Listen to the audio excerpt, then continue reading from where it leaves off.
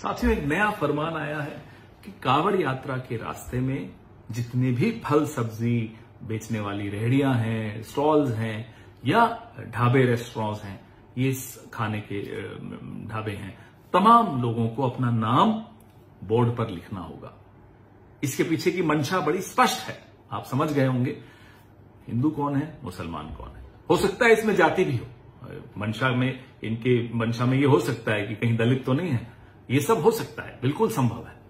लेकिन हमने इसका कल जब विरोध किया तो जवाब आया, जब हलाल लिखा होता है तब तो आपको कोई आपत्ति नहीं होती। हाँ, बिल्कुल नहीं होती। जब शुद्ध शाकाहारी ही लिखा होता है तब भी हम नहीं पूछते कि साहब ये शुद्ध शाकाहारी जिस रेस्टोरेंट के बोर्ड पे लिखा हुआ है, इसका मालिक क्या हिंदू है, मुसलमान है, जैन है, सिख है, क्या है, हमें कोई फर्क नहीं पड़ता। हमें शुद्ध शाकाहारी खाना है, हम जाकर खा लेते हैं। अब आप इंटरनेशनल एयरलाइंस में कहीं ट्रैवल करते हैं, कोशर फूड, तो ज्यूज को मालूम है हमारे लिए कोशर फूड जिनको खाना है वो खा सकते हैं। वो पूछते तो नहीं है ना कि शेफ कौन है, जू है या क्रिश्चियन है या मुस्लिम है या हिंदू है, उनको कोई फर्क नहीं पड़ता। ठीक वैसे ही मैं शाकाहारी खाता हूं तो मेरे को ये नहीं पूछना उचित समझता कि बनाने वाला कौन है। ये करना जो ये कांवड़ यात्रा पे प्रपोज कर रहे हैं, इसके पीछे मंशा है इकोनॉमिक बॉयकॉट ऑफ मुस्लिम्स को नॉर्मलाइज करना, कैसे आर्थिक बहिष्कार का सामान्यकरण करना है मुसलमानों का। तो इस मंशा को तो हम कामयाब किसी के लिए नहीं होने देंगे, वो हिंदू के लिए करे हो, मुसलमानों के लिए करे हो, किसी के लिए भी करें, हम नहीं होने देंगे। अब मीट एक्सपोर्टर्स हैं बड़े बड़े 4-5 जो हैं, अल कबीर कौन है मालिक, सबरवाल।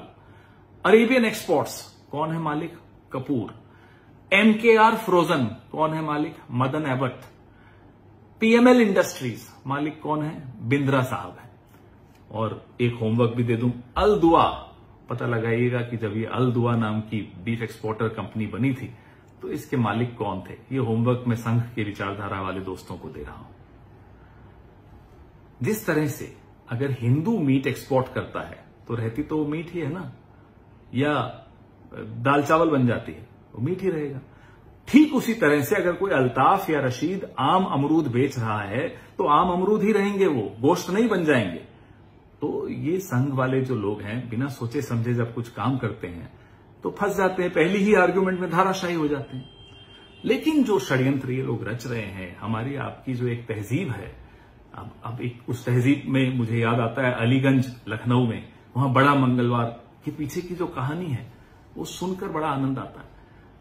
दुर्गा पूजा हो, भगवान जगन्नाथ यात्रा हो, सब में कैसे मिलजुल कर इस तहजीब में हम लोग एक दूसरे के त्योहारों में हाथ बटाते हैं, तैयारियां करते हैं। उस तहजीब पर ये हमला बोल रहे हैं, और ये हमला सिर्फ उस तहजीब पर नहीं बोल रहे, हमारे आपके घरों में घुसकर तय करेंगे कि कौन क्या खाएगा, किससे खरीदेगा, क्या कपड़े पहनेगा, किस भाषा में बोलेगा। इनको अपने घरों में घुसने से रोकिए। अगर इनको अपने घरों में घुसने से रोकना है तो इस विचारधारा को अपने मोहल्ले से दूर रखिए, अपनी जीवन से दूर रखिए, अपनी विधानसभाओं और लोकसभाओं से दूर रखिए, अपनी समाज से दूर रखिए। तभी हम अपने इस खूबसूरत हिंदुस्तान की तहजीब को बचा पाएंगे। जय हिंद।